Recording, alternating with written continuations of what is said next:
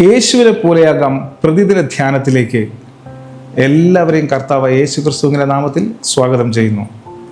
പ്രാർത്ഥനയാൽ കൂടിവരവനായി ഒരുങ്ങുക എന്നുള്ളതായ ഒരു വിഷയത്തിലാണ് ഇന്ന് പകൽക്കാലം നാം ആയിരിക്കുന്നത്.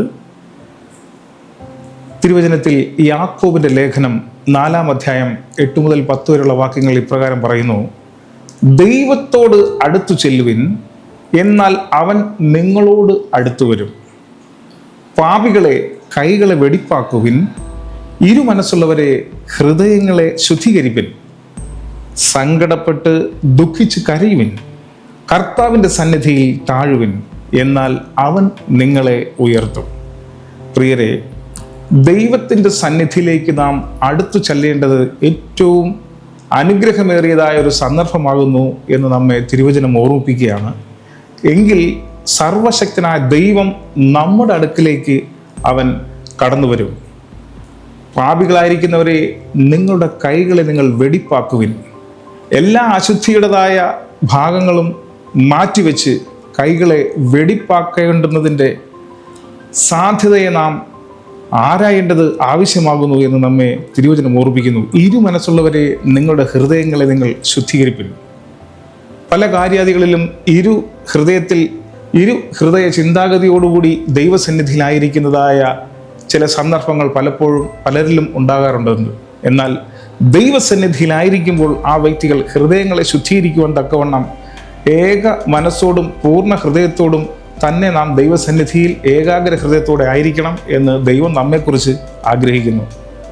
അതുകൊണ്ട് നമ്മുടെ വിഷയങ്ങളെ ഓർത്തുകൊണ്ട് ദൈവത്തിൻ്റെ സന്നിധിയിൽ നാം സങ്കടപ്പെട്ട് ദുഃഖിച്ച് കരയുവിൻ, കർത്താവിൻ്റെ സന്നിധിയിൽ നാം താഴുവിൻ, എന്നാൽ അവൻ നമ്മെ ഉയർത്തും. കർത്താവിൻ്റെ സന്നിധിയിൽ നാം ഏറ്റവും താഴ്മയോടുകൂടി ആയിരിക്കേണ്ടതിൻ്റെ ആവശ്യകത നാം തിരുവചനം നമ്മെ പഠിപ്പിക്കുമ്പോൾ, കർത്താവായ യേശു ക്രിസ്തു താൻ ഭൂമിയിലായിരുന്നതായ സമയത്ത് ഒരു ഉപമ പറയുകയുണ്ടായി. പരീശനും ചുങ്കക്കാരനും ഒരിക്കൽ ദൈവാലയത്തിൽ കടന്നു ചെല്ലുകയും അവിടെ പരീശൻ പ്രാർത്ഥിച്ചു, ദൈവമേ, ഞാൻ ആഴ്ചയിൽ പ്രാതാരം കൊടുക്കുകയും ഞാൻ അതുപോലെ തന്നെ ദൈവത്തിൻ്റെ സന്നിധിയിൽ ആഴ്ചയിൽ 2 ദിവസം ഉപവസിക്കുകയും ഒക്കെ ചെയ്യുന്നതായ ഒരു വ്യക്തിയാണ്. ഈ നിൽക്കുന്ന ഇന്ന വ്യക്തിയെ പോലെ അല്ല എന്നുള്ള രീതിയിൽ പ്രാർത്ഥിച്ചു. എന്നാലോ സകലരാലും അവഗണിക്കപ്പെട്ടതായ ചുങ്കക്കാരനായ വ്യക്തി സ്വർഗത്തിലേക്ക് പോലും നോക്കുവാൻ യോഗ്യതയില്ലാതെ നെഞ്ചത്തടിച്ച് അവൻ്റെ കുറവുകളെ ഏറ്റുപറഞ്ഞവിടെ ഉപേക്ഷിച്ച് പ്രാർത്ഥിക്കുന്നതായി നമുക്ക് കാണുവാൻ സാധിക്കുന്നു. താഴ്മയോടുകൂടി കർത്താവായ യേശു ക്രിസ്തു പറഞ്ഞു, ആ ചുങ്കക്കാരനായവൻ്റെ പ്രാർത്ഥന സ്വർഗം അംഗീകരിച്ചു. തീർച്ചയായിട്ടും അത്തരത്തിലുള്ളതായ താഴ്മയോടുകൂടി ദൈവത്തിൻ്റെ സന്നിധിയിൽ താഴ്ന്ന രീതിയിലുള്ളതായ മനോഭാവത്തോടുകൂടി ഇരുന്ന് നാം ദൈവസന്നിധിയിൽ പ്രാർത്ഥിക്കുകയും ആരാധിക്കുകയും ചെയ്യുകയാണെങ്കിൽ നമ്മുടെ പ്രാർത്ഥനകളെ, നമ്മുടെ ആവശ്യങ്ങളെ, ആത്മീയമായും ഭൗമികവുമായിട്ടുള്ള നമ്മുടെ ആവശ്യങ്ങളെ സർവശക്തനായ ദൈവം തക്ക സമയത്ത് നമുക്ക് അനുവർത്തിച്ച് തരും എന്നുള്ളതായ സത്യം നാം ഒരിക്കലും അവഗണിച്ച് കളയരുത്. അതുകൊണ്ട് തന്നെ ഇവിടെ പറയുന്നു, കുടുംബമായി ദൈവത്തിൻ്റെ സന്നിധിയിൽ നാം ദൈവത്തെ ആരാധിക്കണം.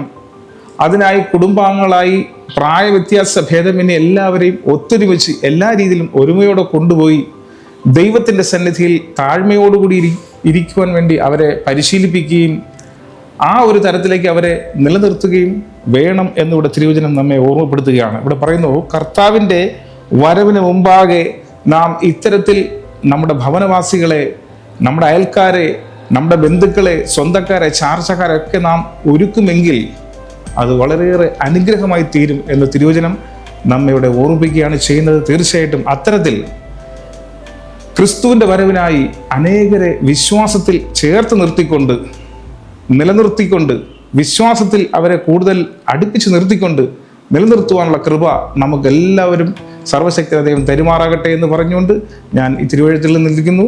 നമുക്കൊരു നിമിഷം കണ്ണുകളടയ്ക്കാം, പ്രാർത്ഥിക്കാം. മഹാകാരുണ്യവാനും നിത്യനും നീതിമാനും വാഴ്ത്തപ്പെട്ടവനും നല്ലവനുമായ ദൈവമേ, അനുഗ്രഹമേറിയതായി ഒരു പകൽക്കാലം നീ ഞങ്ങൾക്ക് തന്നതിനായി സ്തോത്രം. കേട്ട വചനത്തിന്മേൽ ഞങ്ങളുടെ ജീവിതങ്ങളെ ക്രമപ്പെടുത്തിക്കൊണ്ട് ദൈവത്തിൻ്റെ സന്നിധിയിൽ താഴ്മയോടുകൂടി ഞങ്ങളുടെ അപേക്ഷകളെ കഴിപ്പാൻ തക്കമുള്ളതായ കൃപാവരം നീ അടിയങ്ങൾക്ക് തന്നതിനായി സ്തോത്രം. ഇത് കേട്ടുകൊണ്ടിരിക്കുന്നതായ എല്ലാവരെയും നിന്റെ കരങ്ങളിലേക്ക് തരുന്നു. സകലരെയും നീ അനുഗ്രഹിക്കും. സകലതും കർത്താവെ അങ്ങയുടെ സന്നിധിയിൽ താഴ്ത്തി പരമേൽപ്പിക്കുമ്പോൾ കൃപയോട് പ്രാർത്ഥന കേൾക്കും സ്വർഗീയ നല്ല പിതാവേ. ആമേൻ.